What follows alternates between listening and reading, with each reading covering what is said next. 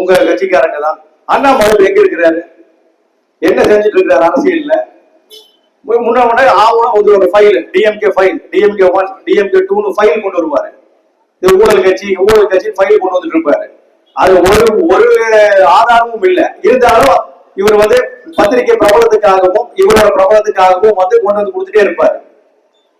ஆனா ஒரு file 2 file கொடுத்தா ஒரு ஆதாரமும் இல்லை, ஒரு நடவடிக்கையும் இல்லை. நான் கேட்கிறேன், அண்ணாமலை அவர்கள் அவர் சொன்னதுதான், என்னோட சொந்த செலவுக்காகவும் என்னோட சொந்த தேவைகளுக்காகவும் என் நண்பர்கள் தான் எனக்கு உதவி பண்ணாங்க, நண்பர்களை அண்டிப்படைத்து தான் நான் கொண்டு இருக்கிறேன் அப்படின்னாரு. அப்படி சொன்ன அண்ணாமலை கிட்டத்தட்ட கோயம்புத்தூர்ல 100 கோடி ரூபாய்க்கு சொத்து வாங்கி இருக்கிறாரு. எப்படி வாங்கினாரு? இப்ப நீ டிஎம்கே காரங்க ஊழல்வாதிகள், டிஎம்கே மினிஸ்டர் ஊழல்வாதிக்கிறீங்க, சரிங்க, அவங்க மினிஸ்டரா இருந்தாங்க, 50 வருஷம் கட்சியில இருந்தாங்க, நீ ஒரு கவுன்சிலர் பதவி கூட இல்லையப்பா, நீ எப்படி 100 கோடிக்கு சொத்து வாங்கின? அவங்க உண்மையான ஊழல்வாதி யாரு?